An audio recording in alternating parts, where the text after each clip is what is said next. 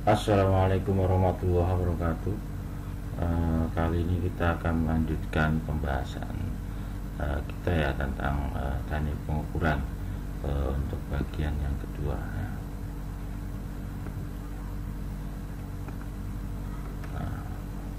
Ini adalah dasar pemilihan alat ukur ya. Ada beberapa pertimbangan ya dalam pemilihan alat ukur. Yang pertama yaitu adanya faktor teknis ya. Faktor teknis ini berkaitan dengan data instrumen ya, yang menyatakan kemampuan instrumen dalam memperoleh dan memberikan informasi yang tepat ya. Pada umumnya dicantumkan pada spesifikasi instrumen itu sendiri ya. Untuk faktor teknisnya ya. Terus yang kedua adanya faktor kepraktisan ya. Ini berkaitan dengan kemudahan dalam penggunaan instrumen dan kecepatan dalam memberikan hasil pengukuran ya. Di antara kedua faktor ini sangat diperlukan ya dalam pemilihan alat ukur pada umumnya pada industri ya, manufaktur ya. Seperti faktor praktisan ketika industri yang menghasilkan banyak produk, dibutuhkan alat ukur yang cepat dalam pengukuran ya. Jadi kebanyakan memakai alat ukur yang digital sehingga bisa dihasilkan dengan ukuran yang tepat dan cepat ya. Dan sebaliknya jika industri yang menghasilkan sedikit produk, dengan kata lain industri yang pembuatan tooling maker, chip and fixture dan lain-lain, atau industri yang bergerak atau hanya menerima order satu persatu ya, biasanya alat ukur yang digunakan alat ukur yang manual ya. Karena apa? Karena biasanya industri tooling maker maupun pembuatan CX Visual pada wilayah yang banyak cairan ya, misalkan ya banyak oli segala macamnya. Jika pada industri tersebut memakai alat ukur yang digital, dimungkinkan kurang efektif. Karena apa? Karena tidak terlalu diperlukan untuk kecepatan dalam pengukuran. Itu yang pertama. Terus harganya juga cukup mahal ya untuk yang digital ya. Terus yang kedua, terus yang ketiga, lingkungan kerja ya. Lingkungan kerja juga berpengaruh ya pada penggunaan alat ukur ya. Lingkungan kerja yang cenderung banyak oli atau cairan akan mempercepat rusaknya alat ukur ya. Jadi ya, itu beberapa faktor yang mempengaruhi dalam faktor teknis maupun faktor kepraktisan ya. Terus berikut ini spesifikasi alat ukur ya. Spesifikasi alat ukur menyatakan tentang data teknis yang menunjukkan kemampuan sebuah instrumen ya. Spesifikasi instrumen bisa dibedakan menjadi 4 kategori ya. Yang pertama itu daerah pengukuran ya. Daerah pengukuran yaitu daerah yang menunjukkan ya nilai minimal dan maksimal yang dapat diukur oleh instrumen tanpa merusak alat ukur tersebut ya. Atau dengan kata lain daerah di mana penunjukan instrumen masih cukup akurat ya. Contohnya seperti ini ya. Misalnya kita memakai alat ukur suhu ya, termometer yang memakai skala Celcius. Nah, range pengukurannya otomatis hanya antara 0 derajat Celcius sampai 100 derajat Celcius. Ketika alat ukur tersebut dipakai untuk mengukur selain air, maka akan merusak alat ukur itu sendiri ya. Misalkan buat mengukur cairnya besi misalkan yang lebih di atas 1000 atau 1300 derajat Celcius, jadi nggak bisa dipakai ya, karena daerah pengukurannya beda. Terus yang kedua, rentang pengukuran atau span ya. Rentang pengukuran itu adalah selisih antara nilai tertinggi atau batas atas dan nilai terendah atau batas bawah yang dapat ditunjukkan pada instrumen ya. Misalkan alat ukur tegangan listrik ya, mempunyai range 10 sampai 100 volt ya, berarti mempunyai rentang pengukuran atau span antara 100 dikurangi 10 volt ya. Jadi untuk spannya atau rentang pengukurannya sama dengan 90 volt ya. Rentang pengukurannya hanya 90 volt ya. Terus yang ketiga, ketelitian ya, atau akurasi ya. Nah, akurasi ini adalah beda maksimum antara penunjukan alat ukur atau instrumen dengan nilai yang sebenarnya. Nah, biasanya akurasi bisa juga disebut error maksimum pada sebuah instrumen ya. Ini persamaannya ada dua, yaitu akurasi berdasarkan pembacaan. Terus ada persamaannya, ACC sama dengan VR dikurangi VA dibagi VA. VR itu hasil pengukuran, VA itu nilai sebenarnya ya. Ini akurasi berdasarkan pembacaan ya. Terus yang B, akurasi berdasarkan skala penuh ya. ACC sama dengan VR min VA dibagi PVS ya. PVS itu batas skala maksimum ya. Misalkan ini ada contoh pengukuran ya, pengukuran tekanan dengan skala 100 kPa atau kilopascal ya, memiliki ketelitian 1%, maka kemungkinan error atau akurasinya bisa dihasilkan 1/100 dikali 100%. Jadi keakuratannya antara plus minus 1 kilopascal ya. Terus yang keempat ada ketepatan atau presisi ya. Kalau ketepatan ini berhubungan dengan kemampuan instrumen ya dalam menghasilkan atau menunjukkan ulang pembacaan alat ukur ya, yang digunakan pada objek yang sama maupun tempat yang sama ya.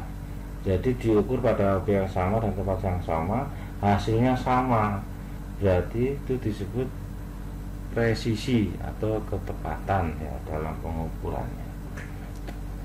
Ini ada persamaannya untuk ketepatan. VRM dikurangi VR dibagi VA dikalikan 100%.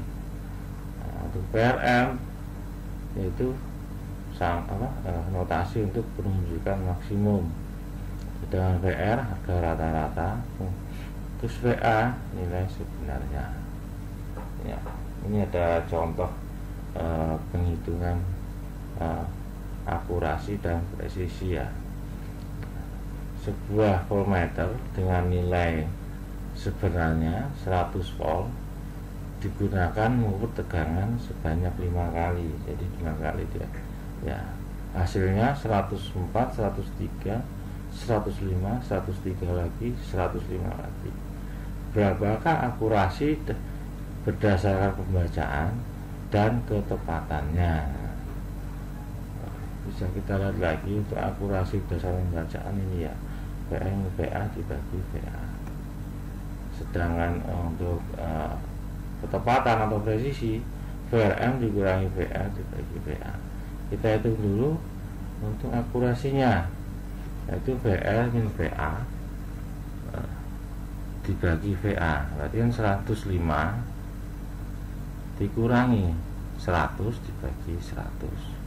105 itu nilai maksimum, sedangkan 100 nilai sebenarnya. Jadi dihasilkan untuk akurasinya kira-kira 5 volt ya, keakuratannya ya, atau errornya itu 5 volt. Jangan lupa ketepatan atau presisi bisa dimasukkan ke persamaan berikut ya. PRM dikurangi VR dibagi VA. PRM itu nilai maksimum, penunjukan maksimum dikurangi harga rata-rata.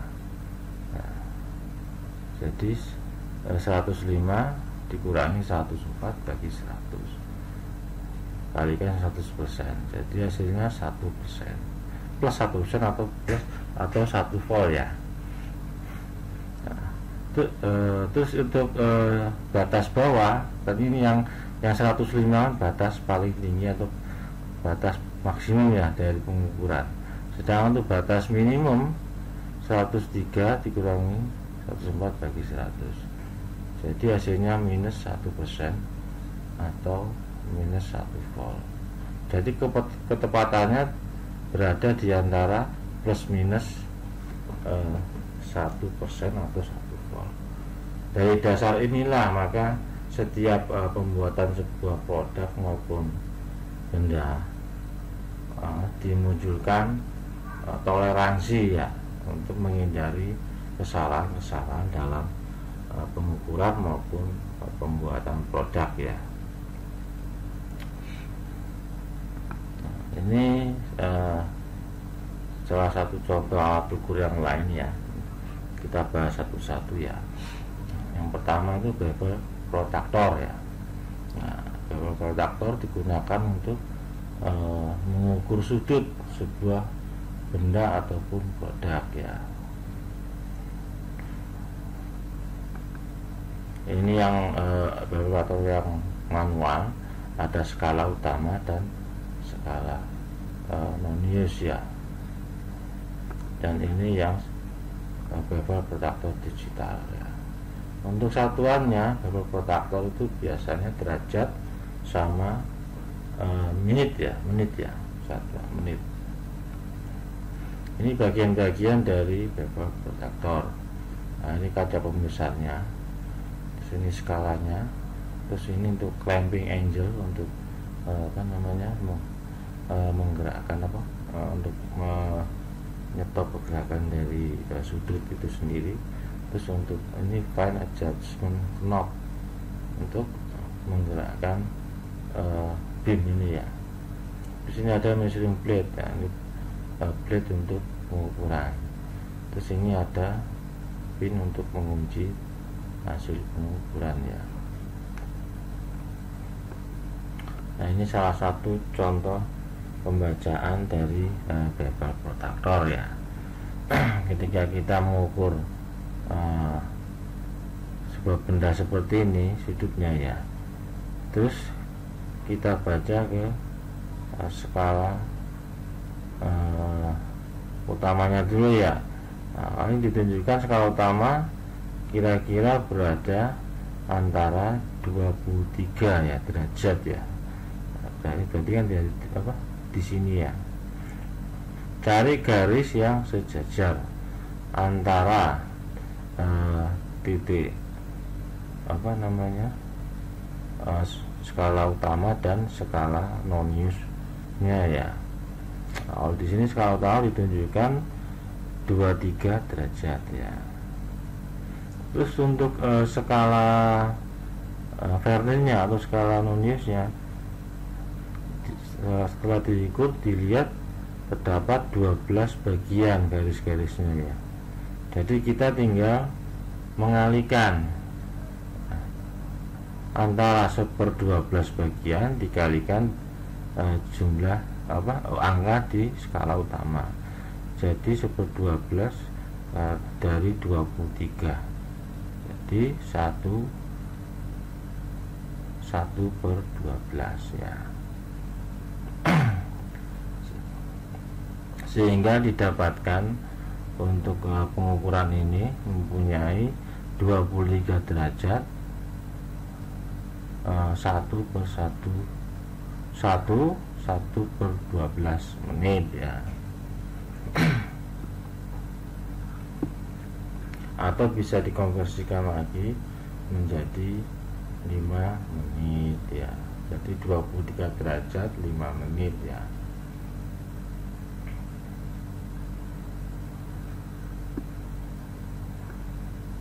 Di sini untuk contoh yang kedua ya. Pada skala utama kita lihat menunjukkan angka 0 menunjukkan ke arah 52 ya, sini ya. Sedangkan untuk skala nonius didapatkan angka kira-kira 45 ya. 45. Ini kan satu skalanya kan ada 9 ini ya. Jadi 9 kali 5 kan 45 di sini ya. Jadi pengukuran ini menunjukkan 50 derajat 45 menit ya. 45 menit untuk skala noniusnya atau skala Vernier ya. Terus ini untuk contoh yang ketiga. Nah, di sini tunjukkan untuk angka derajatnya didapatkan kira-kira 28. Nah, skala noniusnya didapatkan yang paling lurus dengan garis pertemuan antara garis pada skala nonius maupun skala utama didapatkan kelebihannya itu 15 menit ya. Paham kira-kira ya? Kita ulang ya. Nah, untuk skala utama didapatkan kira-kira dari angka 0 ini berarti kan 28 ini ya. 21, 22, 23 dan seterusnya ini kira-kira 28 lebih berapa. Nah, terus kita hitung skala noniusnya ya. Noniusnya yang garis yang paling mendekati atau sejajar antara garis pada skala utama dan skala Vernier atau skala nonius. Jadi yang paling lurus dan sejajar itu terletak pada 15 menit ini ya. Jadi derajatnya 28 derajat lebih 15 menit gitu ya. Nah, ini juga kita lihat di sini pengukurannya.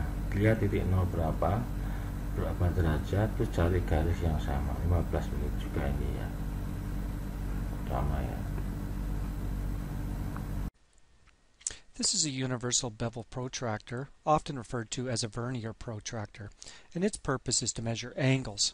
There are several different parts to this universal bevel protractor. What we have here is the base that the measurement is taken from. It also acts as an area for an acute angle attachment tool to be added to, which I'll show you in another photo. Down here we have the blade, which is actually inserted through a groove and tightened with this nut here. And it actually will articulate around the protractor and allow you to measure the angle against the base. We have two scales on this protractor. We have a main scale, and there's actually 4 quadrants of it of 90 degrees. So if you have a look here, you can see 90 degrees, and then it goes right and it goes left of that 90 degrees.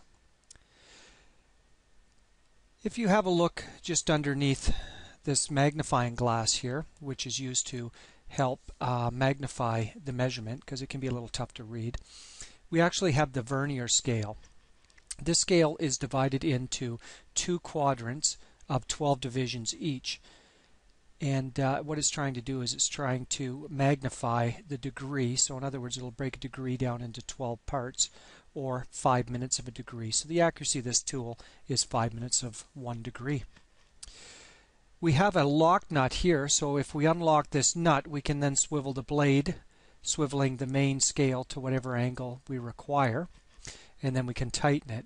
This is a fine adjusting wheel, so once the lock nut is unlocked, we can use this to turn to dial the angle in to whatever degree we require.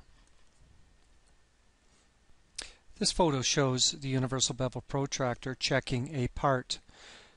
The part would be set in against the base, and with the lock nut loosened, this blade would then be brought down into contact with the far side of the part, and then the reading is taken off of the scale here.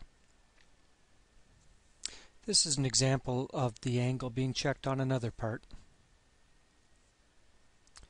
This picture shows the acute angle attachment which has been added to the base of the universal bevel protractor.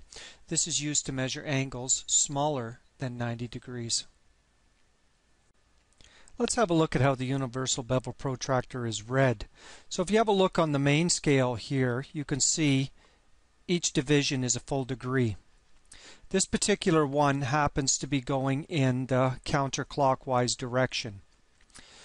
If you have a look down on the vernier scale, you will notice there are two sides to it. There is a scale from 0 to 60 going in the counterclockwise direction, and we also have a scale from 0 to 60 that goes in the clockwise direction. This will become very important. So we want to have a look at the 0 on the vernier scale and line it up with the main scale. And you can see we're just slightly past 40, 41, 42, 43, 44, 45 degrees, not quite 46 degrees. So we can say that the main scale has an accuracy of 45 degrees. Now, after we find out the full degrees, we're going to put our eyes down onto the vernier scale, and we're going to start to move along it. Again, because the main scale moved in the counterclockwise direction, we're going to do the same thing on the vernier scale. This is really important. So again, each graduation on the vernier scale is 5 minutes of a degree, so we're going to have a look down until we see a line that lines up with the main scale. So 5 minutes, 10 minutes, 15 minutes, 20 minutes, 25 minutes, 30, 35, 40, and it looks to me like the 45-minute symbol lines up. So we can say that the accuracy of this particular reading is 45 degrees, 45 minutes. Here's an example of another reading. Please notice how the scale this time is going in the clockwise direction. So if we have a look at the vernier scale, you will notice it's past the 10 degrees. As a matter of fact, it's 11, 12, 13, 14, but not quite to the 15 degree. So we can say that the main scale has a reading of 14 degrees. Now we're going to take our eyes down onto the vernier scale, and what direction are we going to read in? That's right, because we read the main scale in the clockwise direction, we're now going to read the vernier scale in the clockwise direction.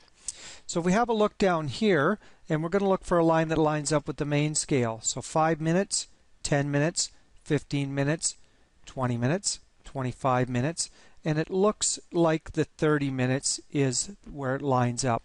So we could say this reading is 14 degrees and 30 minutes, which is also 14.5 degrees. Let's try one last reading. Again, you'll notice that the scale is moving in the clockwise direction. The 0 on the vernier scale is just past 25, 26 degrees, not quite 27 degrees. So we can say that the main scale has a reading of 26 degrees. We'll take our eyes down and we'll look on the vernier scale, and it looks like the 50 degree lines up. So we can say this reading is 26 degrees, 50 minutes. What if we made an error and we had a look on the other side? So if we were to go 26 degrees and then take a rise down to this side, you'll notice that approximately the 10 minutes lines up. So if we were to say 26 degrees in 10 minutes, you can see that would be quite an error from the true reading. So again, if it's getting larger in the clockwise direction, we want to make sure and continue along in the clockwise direction on the vernier scale. Just to recap, this universal bevel protractor has 4 quadrants, and each quadrant is 90 degrees, and it runs in 2 directions, either clockwise or counterclockwise.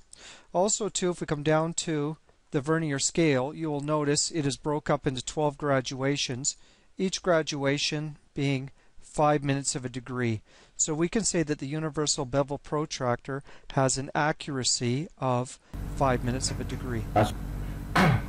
Terus yang berikutnya mikrometer. Ya, mikrometer ini hampir sama dengan jangka sorong ya, tapi lebih teliti ya. Ketelitiannya biasanya bisa 1000 ya, 1/1000 mili ya. Biasanya digunakan untuk benda-benda yang tipis, bisa seperti metal sheet maupun mengukur kertas ya. Mikrometer ini ada berbagai macam ya. Nah, seperti ini ya. Ini ada mikrometer luar dan mikrometer dalam, dan ada mikrometer untuk mengukur kedalaman.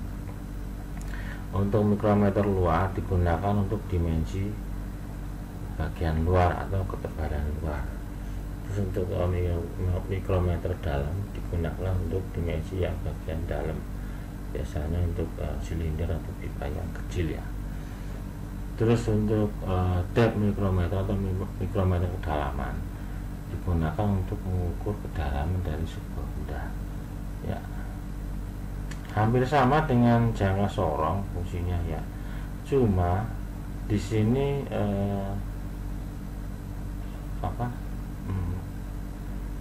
ketelitiannya bisa mencapai 1/1000 mili ya. Sedangkan jangka sorongan biasanya sampai 1/100 ya, kalau kita bandingkan sama-sama alat ukur yang manual ya. Nah, ini pakai macam mikrometer. Terus ini bagian-bagian dari sebuah mikrometer. Di sini ada ampil. Ampil itu bagian dari sensor ya. Terus ada spindle. Nah, ini sensornya sendiri ya. Jadi benda kerja dijepit antara spindle sama ampil. Jadi sensornya itu ini ampil sama spindle. Terus di sini ada skala nonius dan skala utama sama ya. Utama dan skala nonius. Terus ini bagian thimble yang bisa diputar. Terus ini bagian rated speeder ya. Ini biasanya kalau kita mengukur benda, setelah benda kira-kira menempel antara ampil dan spindle, kita putar sebanyak 2-3 kali ya, untuk mengetahui bahwa benda itu berhasil dijepit antara ampil dan spindle ya, sehingga bisa dilakukan proses pengukuran ya. Jadi diputar kira-kira 2-3 bunyinya.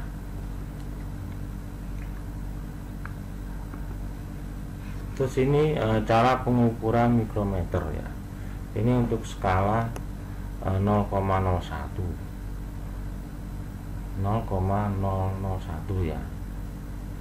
Jadi 1/1000 meter. Untuk mikrometer yang mempunyai range pengukuran 0 sampai 25 meter ya. Kita lihat pada skala tabung 1/100 mili atau skala nonius 1/1000 mili ya. Di sini ada 2 skala.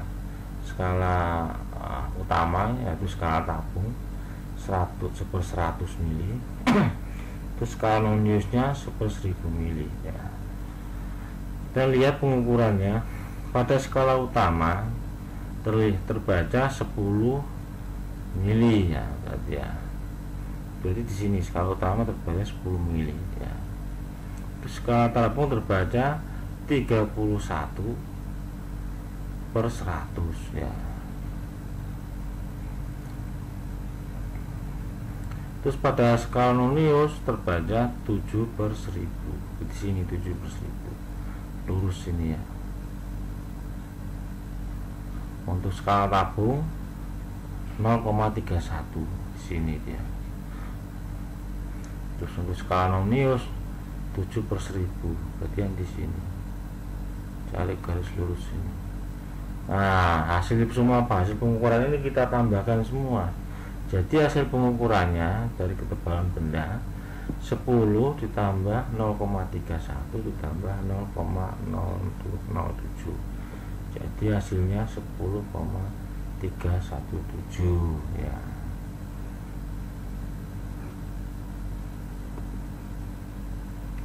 Nah, paham kira-kira ya. Kita ulang aja ya, biar lebih paham lagi ya. Kita lihat dulu. Ini kan ada 3 skala ya. Untuk skala tabung, skala utama, ini skala utamanya nih, dia terbaca 10, berapa, ini 10, yang 5, ini 10 ya. Nah, ini skala utamanya. Terus untuk skala tabung, skala tabungan di sini, tarik garis di sini nih, kira-kira 31, sekian atau lebih sekian ya, untuk skala tabungnya ya. Terus untuk skala Nonius yang ini kita lihat, cari garis yang sejajar antara skala tabung sama skala Nonius ya. Nah, paling tepatnya di sini 7 ya, ini 6, 8, 6, 7, 8 ini ya. Berarti yang 7, berarti 7/1000. Untuk skala tabung kan 31 di sini. Nah, 31/100 untuk ya skala Nonius berarti yang 1/1000 ya di sini ya. Jadi yang 7/1000, jadi 0,007. Nah, semua hasilnya ditambahkan semua. Jadi dapatkan 10 ditambah 0,31 ditambah 0,007, sehingga didapatkan 10,317 ya.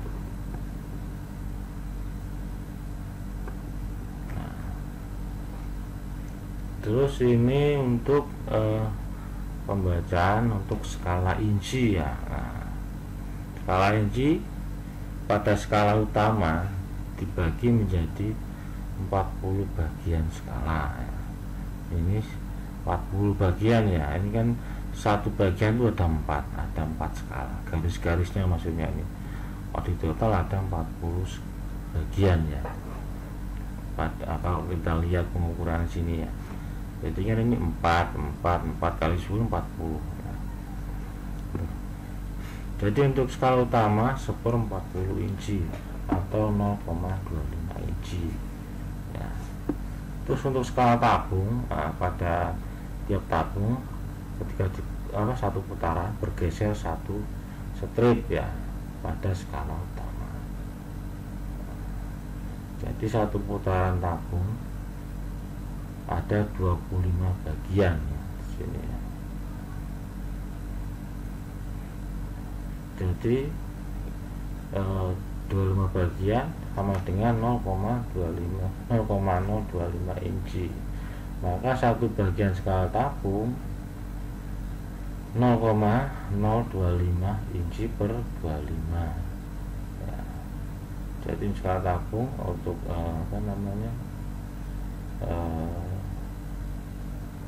per skalanya 0,001 inci ya. Untuk penelitiannya ya. Terus untuk skala Nonius, tiap satu skala tabung dibagi menjadi 10 skala Nonius ya. Tiap satu skala tabung ini dibagi menjadi 10 skala Nonius ya. Ini ya. Jadi satu bagian skala Nonius sama dengan 0,001 inci dibagi 10, atau satu bagian skala Nonius ini sama dengan 0,0001 inci ya. Sekarang kita coba hitung untuk skala inci ya. Kita lihat di sini ya. Untuk skala utama di sini pada pengeluaran ini didapatkan berapa bagian? Ini ada 2 nih ya. Nah, bagian 19 di sini nih. Ya, ini kan ada 0 sampai 1 ada 4 garis. Ini sampai 5, berarti kan 4 kali 5 20. Nah, tapi garisnya menempel pada kira-kira 19 bagian untuk skala utama di sini ya. Untuk skala tabung terdapat di 10. Nah, ini kan garis ini 10 bagian. Sedangkan untuk skala nonius yang paling sejajar di sini ya, dapat 2 bagian atau 2 garis. Maka kita kalikan semua dengan tadi ya, yang ini ya, untuk ketelitiannya ya. Jadi 19 kalikan 0,025 ditambah 10 ya, kalikan 0,001 ditambah 2 kalikan 0,001. Jadi didapatkan untuk ketelitiannya sama dengan 0,475 ditambah 0,01 ditambah 0,002. Jadi hasil pengukurannya itu 0,4852 inci ya. Ini satuan inci. Nah, terus untuk contoh berikutnya ini ada skala yang menunjukkan untuk skala utamanya kira-kira 15 bagian sini ya. Ini ada 4 nih, 3 kali 4 kan 12.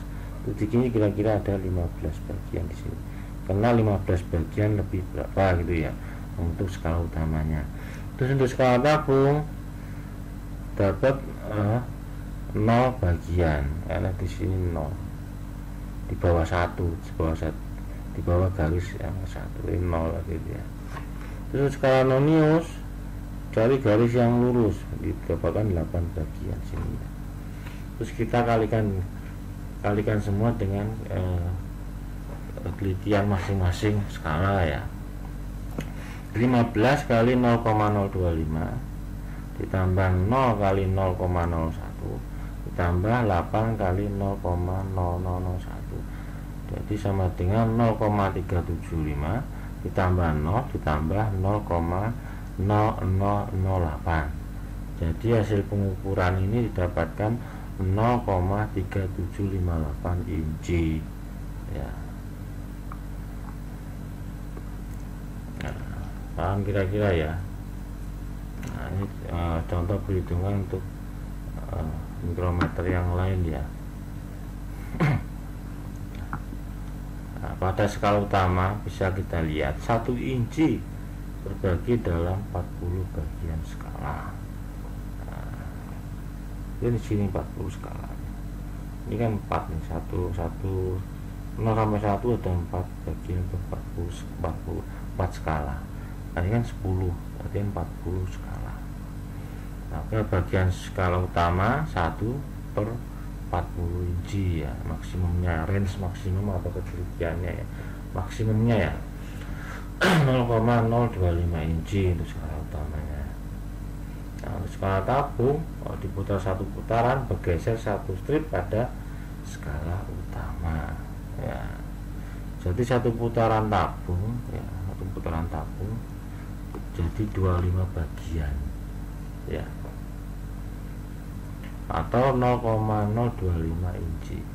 Maka 1 bagian skala tabung 0,025 dibagi 25. Jadi range skala ketelitiannya 0,001 inci ya. Nah, ini juga pengukuran yang lain ya, mungkin bisa Anda pelajari sendiri ya untuk contoh soalnya ya.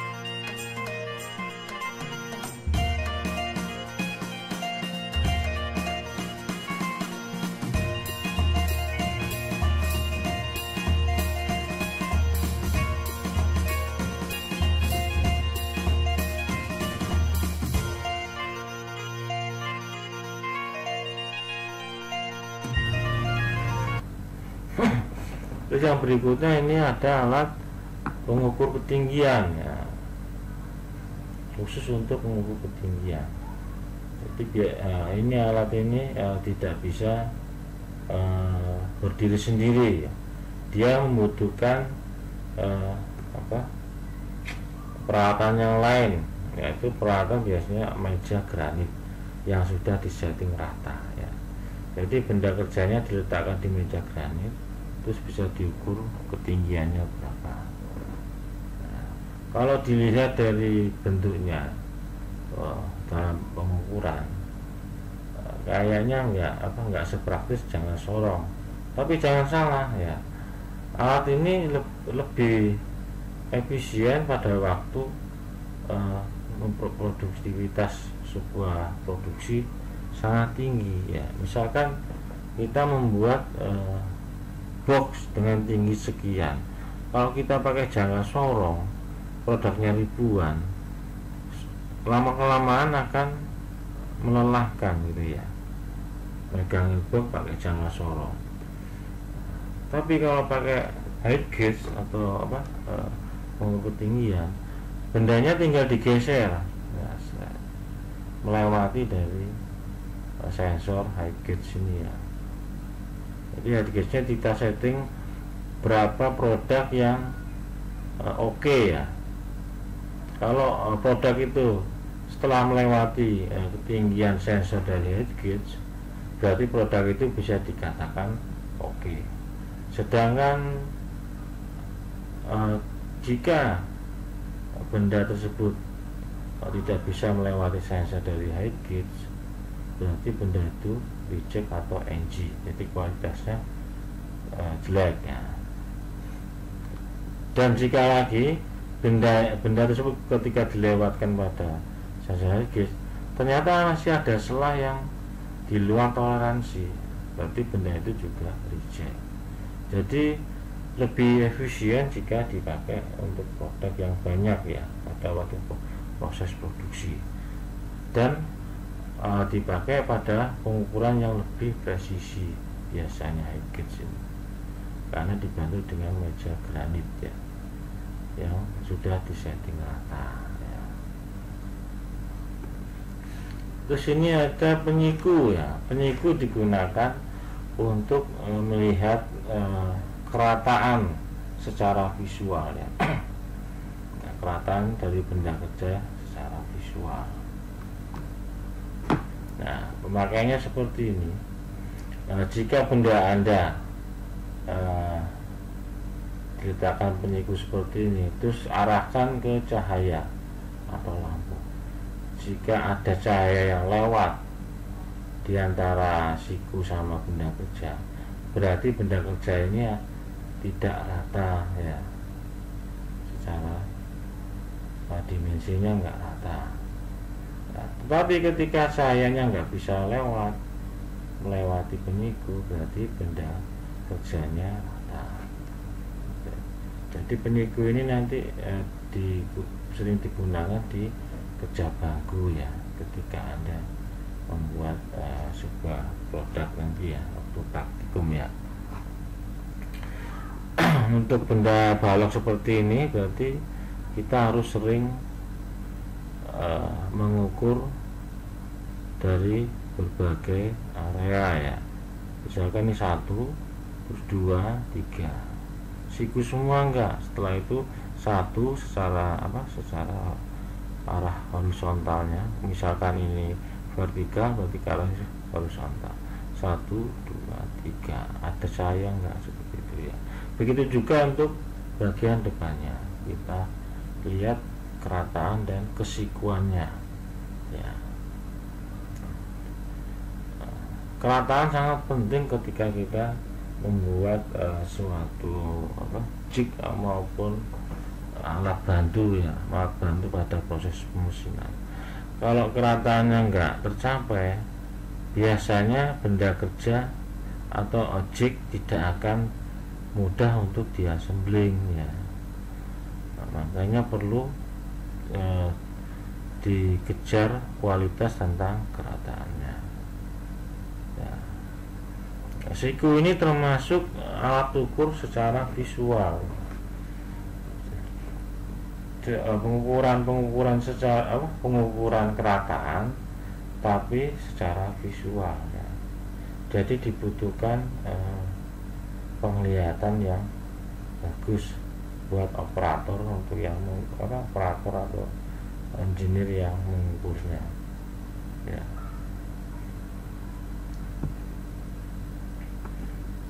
Terus ini ada juga mol radius ya.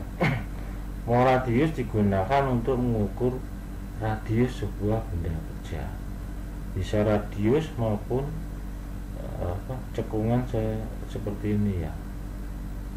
Radius juga sebenarnya ya.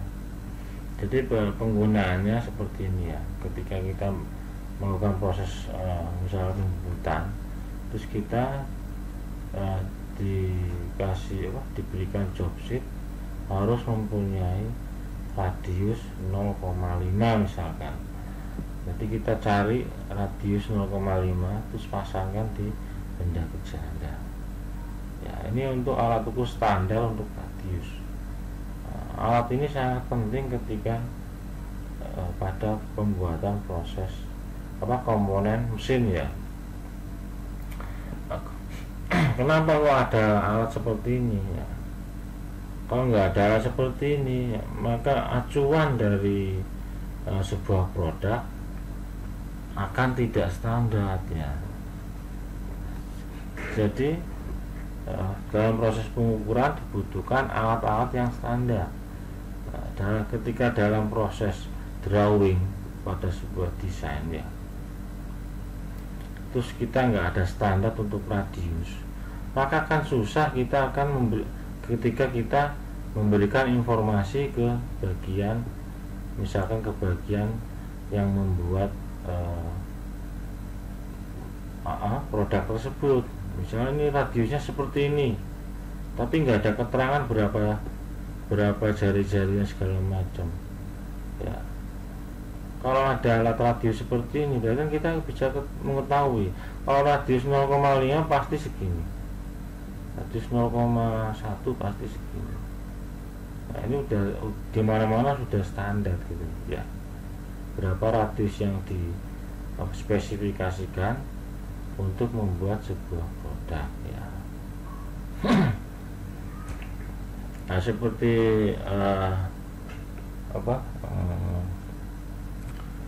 pada pertemuan terakhir yang sebelum ini ya, pengukuran itu lebih ke arah